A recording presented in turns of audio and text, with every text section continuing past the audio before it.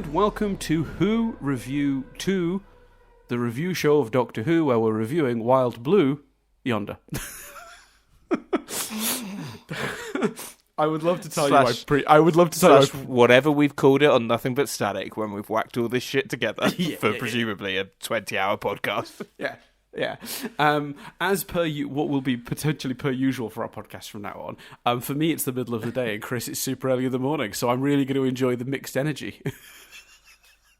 I think we're fine. I think we're a match. I think this is... I felt bad, like, when I've suggested a lot of times recently, and I've suggested, like, a lot of early mornings for me, because that's fine. And then I'm like, oh, is Stan fed up of doing evening records, or is he happy with that? So I've started, like, slipping in morning ones for you, just in case you're like, there should be a balance here, because I'm not too bothered. I'm not fussed either, but I think the afternoon ones are probably best for me while I'm in temporary accommodation, on the grounds of, like, I don't want to disturb neighbours at 7 a.m, but but yeah, it's fine either way. Anyway, Doctor Who time. So there's a new Doctor Who episode, Chris. Dan, less fucked about my neighbours, given that it's 6:30. Well, you see, you're in a house, and I always feel like in a house it's fair game. I'm in, like, flats, and most of them seem to be Airbnbs with, you know, holidaying people in them. But I imagine at least one or two of them are actually people who live here, and I really don't think they want to hear my thoughts on Doctor Who. Your neighbours are probably a little bit used to it. Yeah, it's very hard to tell. We never really hear our neighbours. So I've made the assumption. There's two choices, Dan. Either that, and like you hear the occasional weird sounds, like you hear a dishwasher, or you hear if someone's chopping, like, you know, really kind of sharp sounds. Mm-hmm. But you never hear people like speaking or watching TV. And there's two options there, Dan. Either the houses are fairly well soundproofed, or just they're a lot quieter than I am. Yeah. Like, do you know what I mean? And like, they hear all of this shit. Yeah, I shouldn't assume they can't hear me, and yet that's what we seem to be rolling with. So yeah, well, right, Doctor Who. It's Wild Blue Yonder. This is the episode that everyone, I think, got their hopes up with, and for a certain thing. So let's address that elephant in the room straight away. It's a tricky one, this, because I think this episode is best experienced with no information. But of course, in the absence of information during an anniversary, there are going to be expectations. And I think what doesn't help is that what was a very smart tease, I think, in Doctor Who magazine, when you know what the episode is, led to an even bigger problem. Because, of course, they redacted the cast names after David Tennant and Catherine Tate, knowing full well that the remaining three cast members were David Tennant, Catherine Tate, and Nathaniel, I forget his surname, the guy that played Isaac Newton. Now that's very funny. Well, and Bernard Cribbins, who presumably they were redacting as well. Ooh, yeah, there were only three names. So do you think it was Tennant, Tate, Cribbins, or do you think it was Cribbins, Nathaniel, what's his face, and then whoever that lady was he speaks to at the beginning? But you wouldn't redact that, would you? Lady. Just random lady that Isaac Newton speaks to. You'd no reason they would redact her name, is there? Yeah, then I think they were just redacting for. I don't think they. Or do you think because they're only in one scene, do you think they weren't even involved and the redacted names were Cribbins, Tate, and Tennant? Maybe or Cribbins, Nathaniel, and whoever voiced the robot or the ship. Maybe I don't know. Yeah, maybe. Anyway, my point is, this is a tricky episode because fans put a lot of their hopes on it, because I think ultimately, and this is something we'll need to discuss, and I think maybe this will be a bigger conversation, maybe even next week once we've seen all three, but there is a feeling amongst a lot of fans that these episodes have felt not particularly anniversary. I think people are enjoying the episodes, but there isn't really a sense of celebrating Who so much as it's celebrating Davis's era and New Who in general. And I think, there's even word on the street, some sort of rumours and scuttlebutt that Russell is sort of considering this the finale for quote-unquote New Who, the era he began in 2005. Now, he's not said that publicly, and maybe he will at some point in Unleashed. Maybe, when talking about the giggle. But we're in a tricky position, because I think there were expectations on this episode to have cameos and things that nod to the whole show, making it feel like a 60th anniversary special, which it has not done. But equally, I think this is a really fucking good episode. And I think a lot of people have felt a bit mixed about it because they're excited about what the content is, they're enjoying the episode, but there's an element of matching expectations. So what were your expectations going in, Chris, and how did the episode deliver on them for you?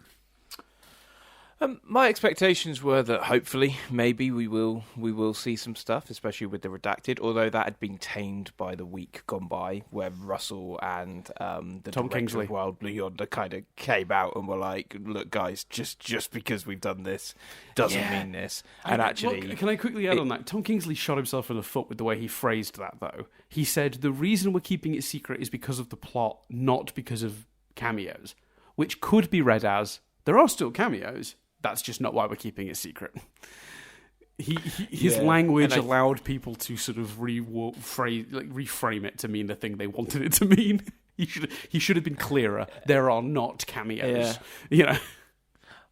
I went in kind of expecting a horror episode and a midnight-esque episode, which I think is very much what we got. Yes. To the point where actually I think, and maybe we'll loop back to that point.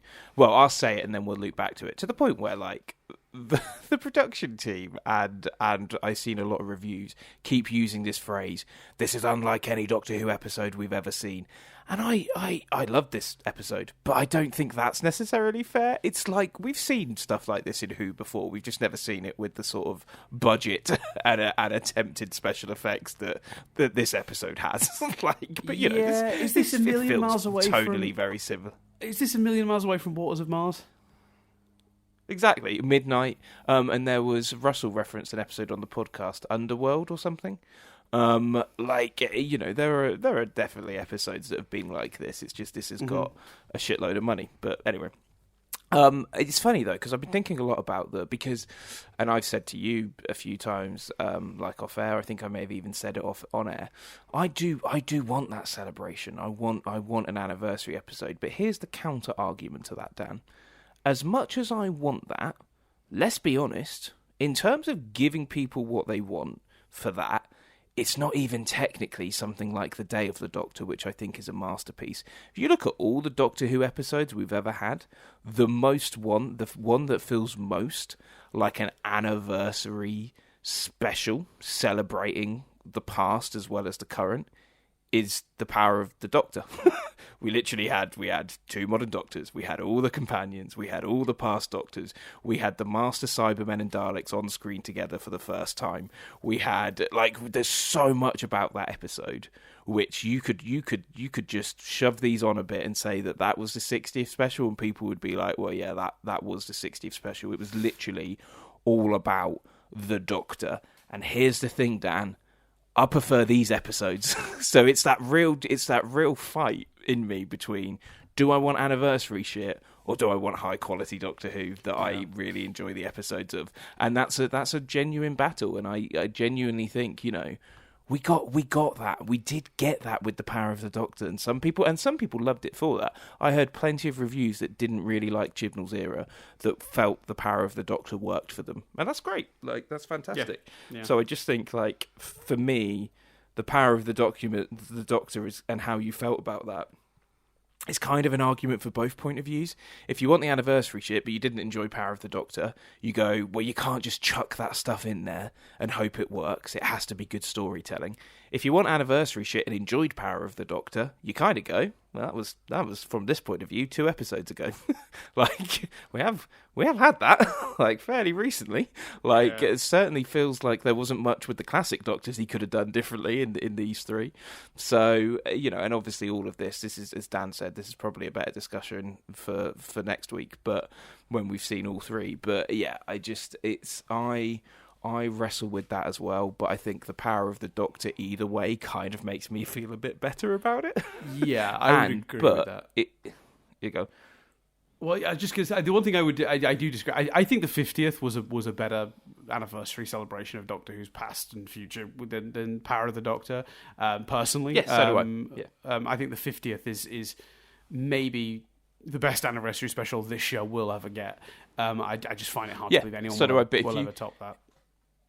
If you purely, I agree, The Day of the Doctor is a far superior episode. And actually, at the moment, probably superior to any of these two so far. But I'm saying it's a better celebration of the show as well, I think, than Power of the Doctor, personally. Yeah, but if you're saying, if the people potentially, and I include myself in this, if you were to say to me, okay, well, what anniversary shit do you want? That checklist, right. Power of the Doctor is ticking off more things. Well, that's exactly what I was about to say. So, but what I do, so that's the element I wasn't sure if I thought, because I thought maybe I misheard, but I thought you said Power of the Doctor was a better look at the past than 50th, but.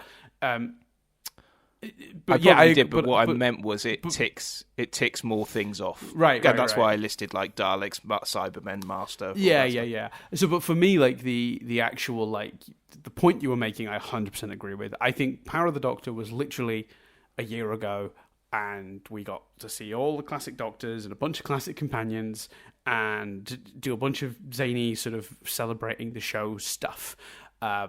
If we'd have followed that up with episodes doing the same stuff, I feel like sometimes it's that thing of the fans think they know what they want, but actually maybe they don't. You don't know.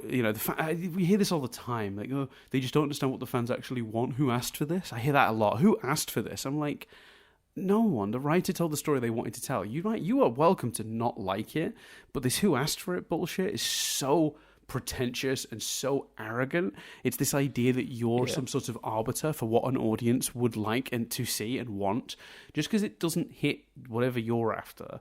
And often the people say that sort of thing before they've seen the thing. Like this year they announced Dragon Ball Daima, which is a new spin-off of Dragon Ball, and immediately the fans were like, who asked for this? Because what people wanted was a continuation of Dragon Ball Super. And I just say to those people, you haven't seen Dragon Ball Daima yet. You don't know this isn't what you want. You might put the first episode of that on and go, this is the purest form of Dragon Ball I've ever seen. It's the best thing ever. I'm really excited. I love it. You might love that show. You haven't seen it. To say who asked for this now, before you've seen an episode, is nuts. And I think fans of Doctor Who, thankfully, I think, in this example, while they've gone into these episodes with those expectations, I do think mostly people, because the episodes have been good, and thank fucking Christ they've been good, because if they weren't, this would be the major complaint, which would be invalid, because the real complaint would be whatever made the episodes not work, but it wouldn't matter, because if these episodes weren't good, the complaint would be, where are my cameos, where am I, because again, the audiences, general audiences are idiots. And also, so. it's because as well, I think, because this episode really does contain, you could have done it, when, in the scenes where it is revealed that they are clones, you could have had Matt Smith or Peter Capaldi. That probably would have appealed to Matt Smith, because he's always said he wanted to play an evil version. You could have done that, but then you wouldn't have the incredible acting of Catherine Tate and David Tennant playing off of each other. You wouldn't have the scenes where there's a scene in this where you don't know, you're watching two scenes with both sets and you don't know who's who in it. The audience are just as confused as the characters. It's brilliant. And I think if you were to just chuck Capaldi and Smith in that, you'd lose some of that mavitas, and it wouldn't work as well. I hate you so much. I'm gonna skip over that you did that. So let's talk generally and specifically about this episode. So first of all, we'll do the positives. We'll do what we did last week. We'll do all the positives, and we'll hit on a couple of things that maybe didn't work for us at the end. I've not got a huge list. I've got two things, so it's a small list. So the stuff that I liked, the tension of this episode is genius. I really, really loved how it built slowly. And my biggest compliment for this episode is the character work alongside the science fiction premise. The Meep episode, Star Beast, was really fun, but we didn't really get a lot of time to learn much about these characters, where they are, what's going on with them. Through this premise of having entities taking the forms of the two main characters and learning about them through conversation and slowly becoming them, and therefore getting their memories and feelings, we learnt an absolute boatload about both where the Doctor and Donna are at right now, particularly the Doctor. And I just think that marriage of science fiction premise and character work is always when sci-fi shows of any kind are just firing on all cylinders. I love it so much. And I think it always tells us so much about those characters. I think that always really increases investment when you do what I presume next week's episode is, which is going to be Big Zany Fun Times, which will be informed and given weight by these episodes. The same way that you don't get to do The End of Time if you've not first done Waters of Mars. So for me, this is like an absolute perfect balance. Russell has chosen the exact right thing to do with each of these episodes. First episode, proper Force Awakens palate cleanser, just pure, silly, not particularly weighty Doctor Who, just to give us a nice palate cleansing reset of what the universe can be, and that it can be fun and silly, but also full of action and adventure. Reintroduce the characters, bring us back to a baseline. Then go somewhere dark and character explory for the second sort of act. Perfect choice. And then we're going to go straight into what I assume is sort of the grand finale of this, that's going to be free to not do as much heavy lifting character-wise and be, the really plot-heavy action-adventure show, or with a bit of a darker twist than maybe Star Beast. He's earned, basically, by doing this. So yeah, I think my biggest compliment for this episode is the writing, shockingly. Is it as good as Midnight, the episode it's being compared to most? No, I don't think it is. Do I think actually comparing it to The Waters of Mars is actually more appropriate than comparing it to Midnight? Yes, I do. I think Midnight is really, really good, but I actually think this is closer to Waters of Mars because it has a lot more action in it. Midnight is literally just people in a box talking. This, while it has conversations, does also have giant Dr. Donna chasing the normal sized Donna escaping in a car, all that weirdness. And the set's moving around, like the panels are shifting and they're running, and like there is enough action in this to make it feel more like Waters of Mars to me than Midnight. But both comparisons are deeply flattering. I do think it comes third out of those three episodes, personally. But let me tell you, being compared to those three episodes is delightful. That means it's a great episode. It's a really top tier episode. So yeah, that's kind of my overall positives. What were you thinking on the positive note? Yeah, same as you. The atmospheric nature, just some of the visuals, and people can debate the CGI. For me, the David Tennant's head flipping over and going in between his legs, the CGI on that looked particularly ropey. Yeah. It's almost though comparative. Like, it looks so much more expensive than, say, Father's Day. Like, and so much better CGI than Father's Day. But in the way Father's Day was ropey, but because of its, do you know what I mean? It's almost like I have a bigger one on the CGI front, but we'll talk about that later. Yeah. And I'll let you. And I think you always tend to analyze that stuff a lot better than me. So I'll leave that with you. But just the visuals of, like you said, giant doctors and Donnas chasing them and moving the cars and all of that sort of stuff, I thought was spectacular. I thought the tension was brilliant. One of my favourite things about it was this notion of like the Flux becoming the new Time War in a way. Yes, becoming trauma for the Doctor. Trauma for the Doctor is just kind of crazy because, and I loved it because I agree. I didn't like the Flux. I don't particularly love the Timeless Children, like all of that stuff. Mainly because I echo Mr. TARDIS on this. They didn't do anything with it. Like it's not so much the canonicity because fuck with Doctor Who canon all the time. Like that's fine, but they didn't do anything with it. You've got this whole mystery of a fugitive Doctor that we just didn't get resolved. Don't worry, we're not going to resolve that. Okay, but the answers are all in this fob watch. But we're going to chuck it in the time. All right, okay. But the notion of going, well, yeah, no, that is frustrating, and actually the Doctor kind of feels the way you might like, and that's not me, saying that's Russell acknowledging the frustrations of the audience, but the notion of taking that idea and running with it, and arguably the Flux and the Timeless Children is explored better in that one scene with David Tennant than it was ever explored because of the writing in Flux and Series 12. And do you want to know why, Chris? Would you like me to give you a hint as to why? Other than better writing, feel free. Yeah, because he didn't just have the Doctor say, "I don't know who I am anymore," and then in the background there's a character going, "Did half the universe get destroyed?" And the Doctor went, "Anyway, what's over here?" It's nuts. The whole thing was crazy, and but I do, just and it's kind of it's almost too big an idea. Like, the Time War. If you the Day of the Doctor, we both love the Day of the Doctor.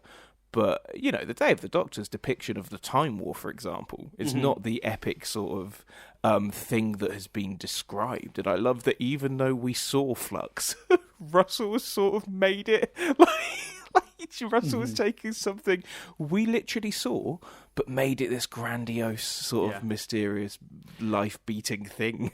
and a combination of sort of like teasers I've seen online and other bits. I feel like we're not quite done either with that. I feel like exploring the trauma of this Doctor's experiences for Donna in the last 15 years, but for him, hundreds of years have passed. Let's not forget, Trenzalore, the town called Christmas, and Christ living thousands of years inside of a fucking time watch thing looping, from like, this Doctor has had hundreds if not thousands of years of experiences, all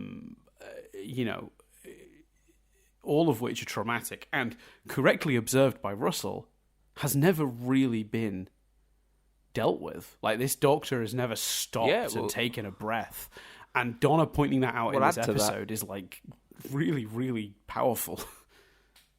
Add to that, they, and I know some people don't like this, but the text that we saw would suggest they also fell in love, but felt they couldn't be with the person. So you know what I mean in terms of the Doctor and Yaz. So yeah, there's been there's so much weight actually when she says, "What have you been up to since you saw me?" and he says, "A lot." There's an awful lot of weight in that. Yeah. And I thought that was an excellent use of kind of what's happened before, and potentially, like you say, leads to some sort of reset potentially, which I think is fascinating. So yeah, I really enjoyed that. Really enjoyed the performances. I thought Tennant and Catherine Tate were David Tennant and Catherine Tate were both phenomenal in this episode, and it is kind of like, that is what we want to see as well. Like as Russell said, I think on Unleashed, I haven't finished Unleashed yet, but he's sort of saying if you get these two back, you want to see them playing with each other, and this is the opportunity for that. We've got big establishing stuff and big Dr. Donna stuff in episode 1. We've got world-ending stuff in episode 3. You want episode 2 to be a character piece. You want episode 2 to be giving them something new and wild to do and interesting to do, and I think, to be honest with you, there have been, naturally, because it is different, there were times, there have been moments across these two episodes where it's like, oh, it feels the same but not really the same. So again, delving in on that, give them something new then. And then it just feels stunning, because it doesn't feel like we're trying to recreate Series 4. It feels like we're, doing the 2023 specials. So yeah, I like you. I thoroughly enjoyed it. Yeah, I think what's really interesting, actually, is like, I think this is the best acting Tennant has ever given us for the Doctor, which is saying something, because he was, this is a man who, mastered this role in his original tenure. So the idea that he's come back and is somehow topping his previous performances is actually like mind melting. Catherine Tate also doing a wonderful job, but I really want to highlight here the growth Tennant has given his Doctor, and how subtly he's done that, and how softer this Doctor is, and how more humble this Doctor is, and how much more lived through those experiences this Doctor is, and he's communicating all of that through the performance. It's very thinly in the words, and Tennant is just he's killing it, absolutely killing it. Like we said last week, it's 10. But with the mavity of everything that 11, 12, and 13 have gone through, and it's stunning. And then on top of that, they both get to do evil versions of themselves this week, which is also a lot of fun. And I really like as well, these evil versions of themselves aren't just cackling, mustache twirling. They feel like them too. Like the scene when Donna is moving those things from the shelf below to the shelf up, and the Doctor comes in and sits down. And he ponders Wilf Now, we know once the episode has played out that that's not the Doctor. That's this evil being that's taken his shape. But the wistful look he gives when he asks about, he talks about Wilf, and I love that man. You absolutely believe that being has latched onto that real feeling, and Tennant's expression just exudes such love. I suppose, really, for both Wilf and Bernard, it's remarkable what he communicates in his expression. There really is. And so much of that, it just adds so much tension. And this episode's got so much tension. The way the villains are done, another scene like that is Donna talking about getting a preview of everything he's been through, and you believe that scene as well, even though it's not. Yeah. But you believe that's how Donna would do. I love the mystery of something such as the exact identity or nature of the villain not being revealed. I like to think in my head canon, I can't work out whether Donna was lying at the end when she says she couldn't really work out the pictures and doesn't know what they've gone through. I liked that. And also, I don't know about you, but when he gets the wrong Donna on board and Donna is screaming, mate, "You've got the wrong one! You've got the wrong one!" I'm there going, I'm like, well, I know that the last episode is surely not him facing an evil. I know they switch round, and I know that what will happen is the Doctor will realise and the TARDIS will come back. But still, I'm going, what the fuck? Yeah. Oh no, Donna's gonna die. Like, obviously she's not. But there was so much tension in that scene. How did they make you think that for even a second? I'm with you. I've had the exact same experience. I sat up, I watched it live. It was 5 a.m. for me. Delightful time 5 a.m. to watch Doctor Who in a very dark, creaky room. In fact, I'll say that because if anyone could hear, my chair is very creaky. Sorry about that. And I agree with you. I was totally sold on it. I had a moment of just like, how do they get out of this? Before I went, writing brain kicked in. I went, well, he'll figure it out because he will. So I agree. Yeah, 100%. The tension of this episode is absolutely remarkable, and I think it's a combination of really, really good directing and really good shot choices. That when you see the shot of Donna looking down that tunnel and the flames coming towards her, you just think, there's not enough time because of the way the shot is framed. But it's also written the way it cuts back and forth between the two. And it's the wrong one, and you're just waiting for him to figure it out. And he's just casually flying off in the TARDIS, and he's just like, figure it out now. You've got seconds. And then it's everything from the writing to the editing to the way it's shot that really sells it. And that shot of the robot going down to push the button, 3, 2, 1, and it's brilliant. It's so good. And also that as a solution, by the way, I loved the notion that there'd been a trap blade for these creatures many years before. And the reason they couldn't figure it out is because the way it was like, they needed the Doctor to suss it out so they could set out to stop it. What a brilliant twist. Yeah, and having Donna be the one to sort of suss it out as well and be like, wait a minute, why are they chasing us and scaring us, and what do they want us to do for them? Really clever. And the notion of the reason that he couldn't understand the language is because it was just slowed down. Yeah, so many clever ideas in that. Yeah. So let's briefly talk about. Go on. Well, two quick things. One, if we're still doing great things, obviously the scene at the end with Wilf. Well, that's the next. That was what I was about to talk about. Yeah, well, let's do Wilf before we talk about negative stuff, because there's only a couple of negative things. Yeah, although I then want to loop back. I have a question for you specifically, but yeah, talk about Wilf first. Well, yeah. I mean, obviously, it was just delightful to see him, and it's a great little scene. Really good setup for next week. I'm happy for you to talk about Wilf. I feel like I talked a lot in that last section. So if you want to, there's not too much to say. Brilliant performance. So glad we got to see him in there. I thought, given the exchange of, no matter how long it takes, Wilf will be there every day, and Sean will as well. I loved that. Yeah. I thought, that is a payoff. Wilf just waiting outside. Oh, and Wilf just waiting there for them, knowing they'll turn up, and then the kind of it could almost be Yeah. Given the cliffhanger last week, the notion of the world's ending, and you go, well, it's Doctor Who, the world's always ending. It's just some explosions and some crashes, but like the panic in Bernard Cribbin's eye, the panic of that performance really sells that cliffhanger. I don't think that cliffhanger is as effective without it being Bernard Cribbins and Wilf and this sort of old man who's lived through wars and is a soldier, panicking at what's going on now and being so scared of what's going on now. It's just great. And it's obviously a huge shame that there were scenes he didn't get to film for the next one as well, but he managed to film this, and we managed to get a goodbye, and we got a dedication, and we got both of them hugging him, and that's just brilliant. And knowing they got to spend time together, Catherine Tate, David Tennant and Bernard Cribbins got to spend time together on a Doctor Who set in 2020, I don't know, 2019, whenever they filmed this. It was 70 years ago. Yeah. They filmed this before Doctor Who began. Episode, yeah. I know, I 100% agree. And his performance really sells it. Like, he still had it. Like, he didn't lose a step, which was remarkable to see.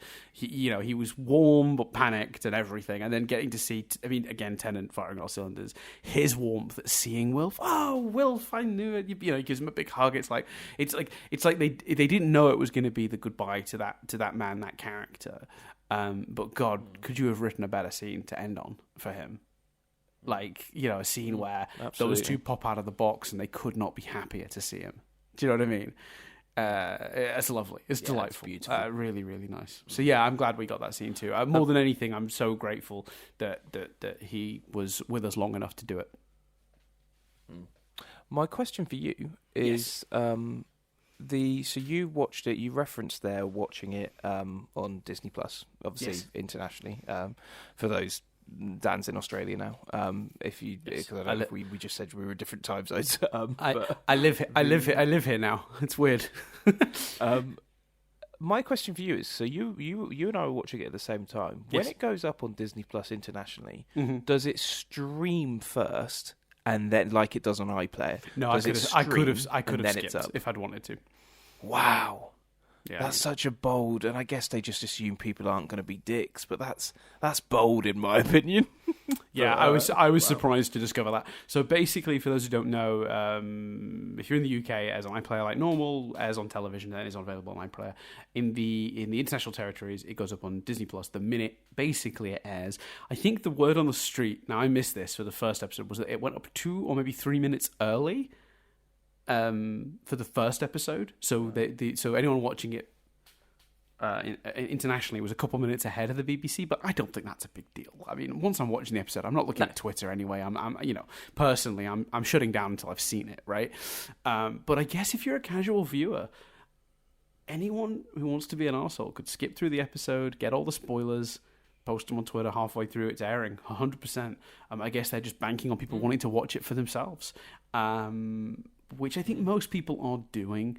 I've not seen a lot of people complaining that the episode was spoiled. But yeah, you could skip through it. It uploaded as a normal Disney Plus release, and I would have been able to, track along the bottom. I don't know if it would have given... Did it do the previous? I didn't check. That's the problem. I didn't want to see thumbnails.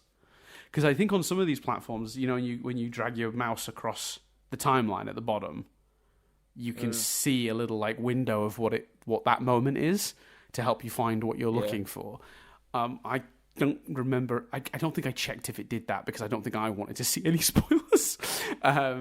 So it's just interesting because I'm sure things like, and I guess it costs more money, but I'm sure things like the Elton John concert that Disney Plus did streamed live. So you think there's a world where you could do what they're doing on iPlayer, which is on iPlayer it airs, but it's simply streaming, and then you go back after. But yeah, fair play, I guess. And to be fair, there hasn't been a lot of, as far as I can tell, there hasn't been a lot of people being a dick and spoiling things. So yeah, and to be fair, I didn't try to do it. Maybe if you do click to look later in the episode, maybe it does go. No, maybe. Maybe I'll test that on the third one. But I also don't want spoilers, so I've got to be careful.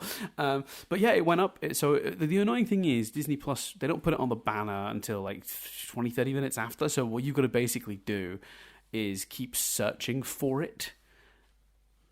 Right. And so if you hit refresh on the search, it's not there. Okay, wait a minute. Type it in again. Doctor Who. Enter. Then it comes up. It doesn't automatically appear in front of you, so you've really got to be like refreshing, essentially, for it to appear, which is slightly irksome, but not the end of the world.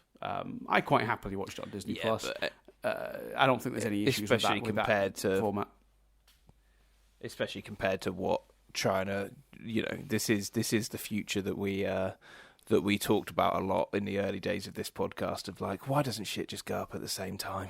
Compared to that, Yeah. The only thing I will say is Disney Plus does not appear to have Doctor Who Unleashed. So I only started. No, it doesn't. No. So I had to VPN my way into Doctor Who Unleashed, which made me sad. Although I only ended up watching half of it.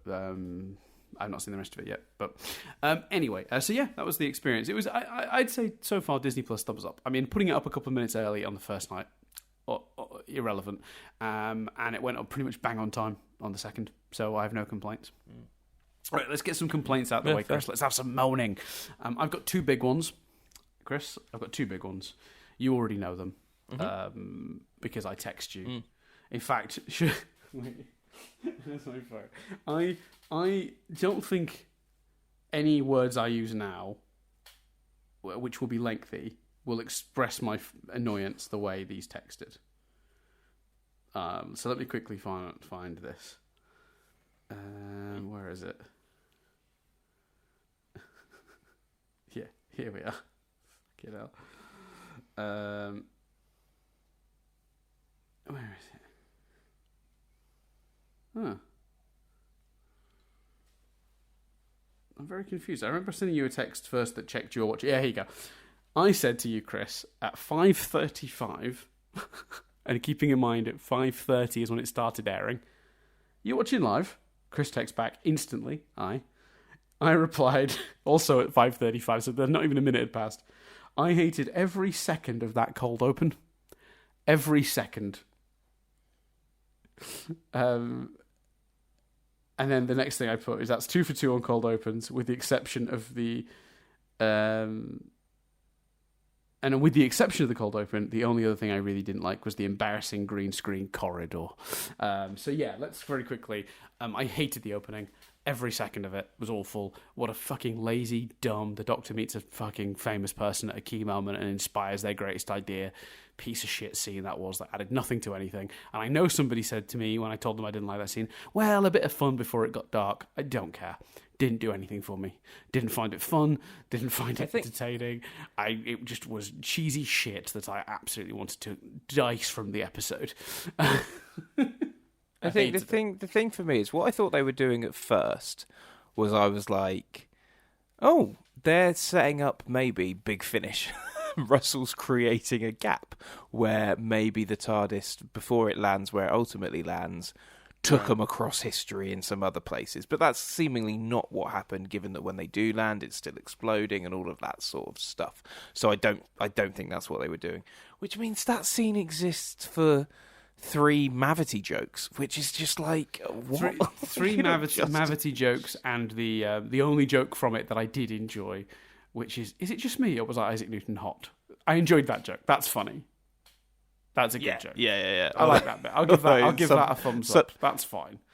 Although, aren't you enjoying watching these episodes and playing the things which are going to piss off morons? Game. Yeah, absolutely. Very much. Yeah, and every single one of those gets a thumbs up from me. If I think the blood is going to boil and make Bolstrek's head get any redder as he yells stupid obscenities into his fucking microphone, and exposes himself as an absolute piece of shit grifter, yeah. Thank you. Yeah, I'll take that. That's good. That's good for me. But even if that wasn't the case, though, I do think that is objectively a funny joke. Like, it's weird to think of these like these like sort of like famous people being attractive. You know, these sort of famous like scientists, philosophers. You know, that they're discussed in classrooms. You know, the idea that William Shakespeare might have been hot in his day is a funny notion, right? Because it's just not something you think about. Yes. Do you know what I mean? You don't see a pin-up calendar of, you know, classical scientists, you know, or classical writers, you know. It's just not a thing. Like, that Mozart was a good looker. You know, it doesn't happen. So that's a really funny joke on its own. Like, you don't... so I liked that. Nobody pictures, for example, Christopher Columbus being hot. Do you know? Yeah, you know, right. I mean? Not the director, the explorer. Yeah. He might have been. He might have been a Stone Cold 10. We just don't know. I think the problem with the cold open is it literally only exists for the joke. It adds nothing to the episode. It's not particularly funny. It's a bit corny. It's not good. And it's a thing Doctor Who's done 1,000 times. Russell has done such good work doing the unexpected with these 3 episodes, I think. You know, and not necessarily doing the predictable thing with the anniversary specials, not doing a multi-Doctor story, all that stuff. I think relying on a lazy old Doctor Who trope like that is not fun. I didn't care for that. It's also what I didn't like was it's a waste of a brilliant actor. Like, I'd rather see him have a bigger part in an episode of Doctor Who than appear in the cold open. Like, he's so good. He was amazing in It's a Sin. Yeah. Like, I would have loved to have seen him do something, or, you know, do a whole episode about Isaac Newton, whatever. Yeah. Like, I just Unless thought that's the plan. Maybe Shooty beats Isaac but in a later episode, and that's just the setup. Maybe. The other thing I hated was the corridor. Right, so let's talk about the corridor very briefly. I think any special effect that needs to be sustained for minutes and minutes and minutes of screen time cannot be this ropey. It just can't be. The Tennant going under the legs as he goes over backwards in his head is on screen for I think a grand total of like 8 seconds. Right? It's like it's a very quick shot. It will not break my immersion. I might notice it and go, "Oh, that wasn't great." There was something about the size of the head. I think that it didn't look like the head quite connected to the body. And I know they were probably going for like, "Oh, he's misshapen." But it just ended up looking not real, which breaks the illusion, right? It didn't look like it had the right mass, but that's fine, because again, we're talking maximum 10 seconds of screen time, as far as I was aware, that headshot. That corridor is the key to the entire episode. They are in it for 30% of the episode, and it's fucking terrible. Now, I know Russell wanted a big, giant corridor that they did not have the set to build, right? And Doctor Who usually ends up in these small, tight corridors that can be easily recreated and then reused for another episode. I understand that. But if this is your alternative, I'll take a small corridor, please. I'll take the corridor we used in Waters of Mars. You know, when he's riding on that robot down that corridor. Give me that corridor. It doesn't have the scale, but it's real. And I know what they thought because they built the floor. The floor bit is real. I saw it in the that YouTube thing they've done every week where they've done a little bit behind the scenes thing that probably should have been in Unleashed. I saw that it was a real floor with green screen around it. But the problem is the compositing. When everything from where their legs meet the floor in the angle of the shot down looks fine because that's in front of a real thing. But everything from where the floor turns into the CGI background just looks like a fucking bad chroma key, like fucking like a nostalgia critic review level of like people floating in a set. It's awful. Absolutely awful. It's really distracting, and it's so much of the episode. It is so much of the episode.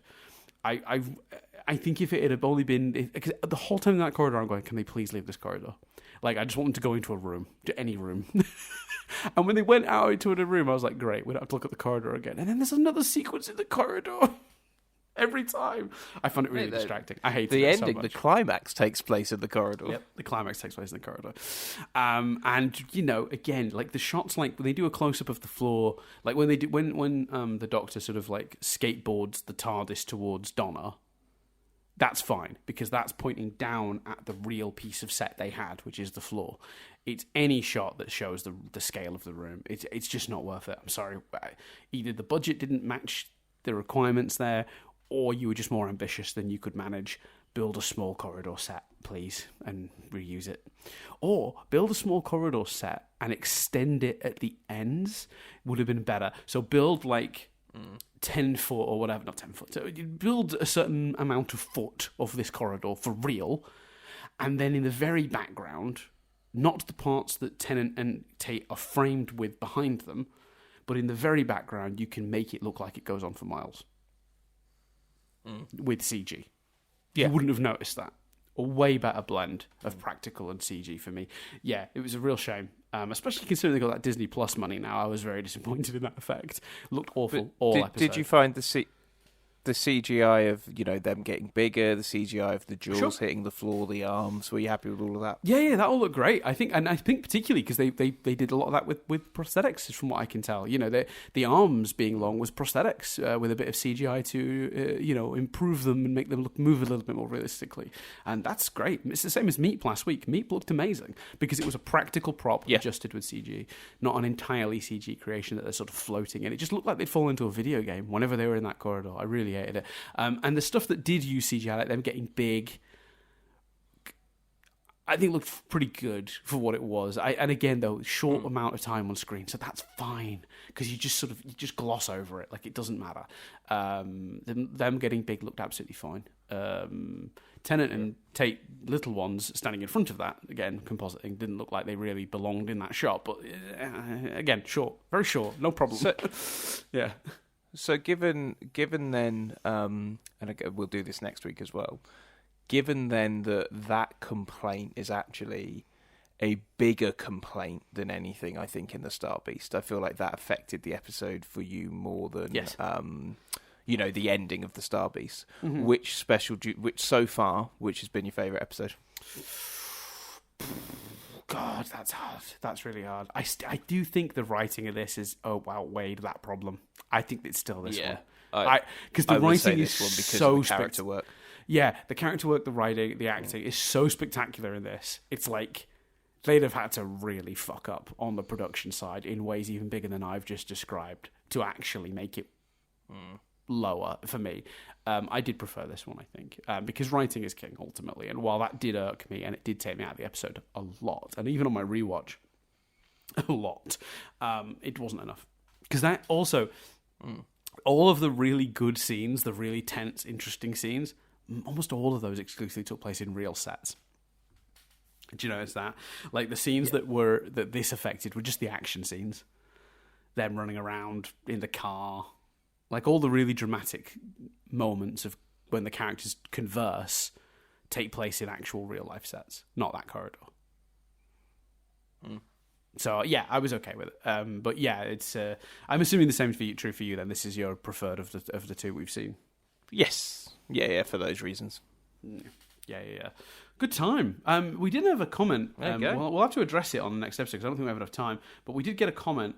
Someone brought up a potential criticism of the Star Beast that we missed.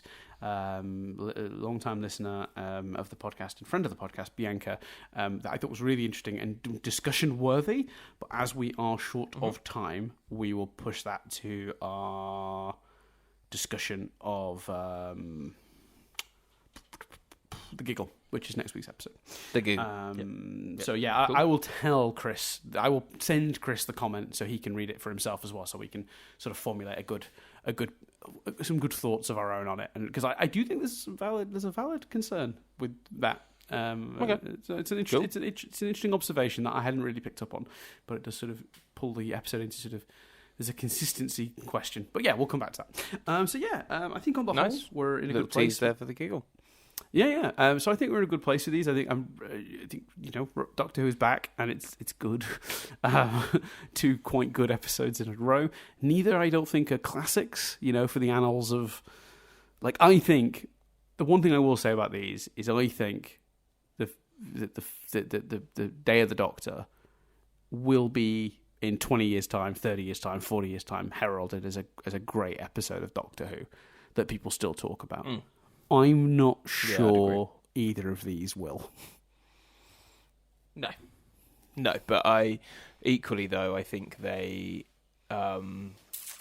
that doesn't mean they're not necessarily doing the right thing for the show. I think the Day of the Doctor has an advantage in that it's one single epic thing, and actually, if we only got one single epic thing with David, I don't think you could have done this. I don't think you could have brought them back for just one. And if you're bringing them back, and you have to, you therefore go, well, we don't want to bring them back for just one episode.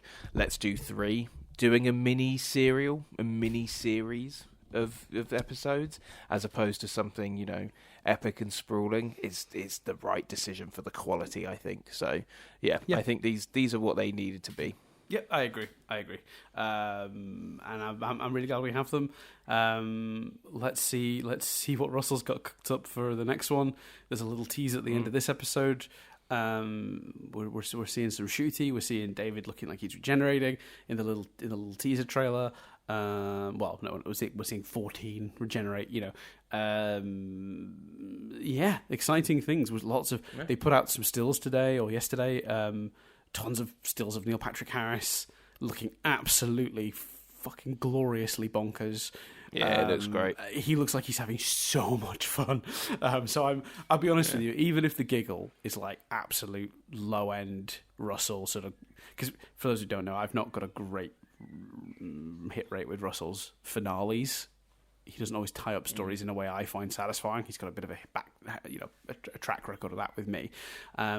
Even if he completely old school Russell T Davis is this for me, and like I really don't care for this last episode, I don't think it's going to matter that much, because I think I'm going to really get a kick out of Neil Patrick Harris. I think that's going to be enough that I'm just going to like dismiss other stuff offhand. So that's where I'm at with the giggle. But we'll see. You got anything particularly you're looking forward to in the giggle, or just the same thing? I suppose that is the big thing, isn't it? Just the same. Yeah, Neil Patrick Harris looks great, and I'm looking forward to if there is any There's been rumours of Susan, for example. If there is any sort of 60th stuff, it sounds like it. Well, it would have to be now in this episode. So I'm looking forward to seeing whether there is any of that. Yeah, there was one character revealed in one of the trailers, but in the background, really hard to see. So I don't know if it's public knowledge that character is in it. So I won't name that character. Yeah, it's best not to. Yeah. But there are a couple of characters in this that I'm excited to potentially see. So yeah. Cool. Awesome. There we go. Well, thanks everyone for listening to this week's Who review. Come back in a week's time ish. No guarantees on release dates and times, but hopefully we'll have a nice prompt The Giggle review out for you guys, and then we'll figure out what to do at Christmas. I suspect we'll do this again at Christmas. I don't know whether we'll do this for Shooty's full season. I guess we'll just have to wait and see. But I'm happy to do this for these specials. I think it's a fun thing to do. Yeah, I think so for sure. So all right, well, thanks for everyone for listening. There we go. See you next time. I've been Dan Doolan. I've been Chris Billingham. And we'll see you next time on the next Who Review.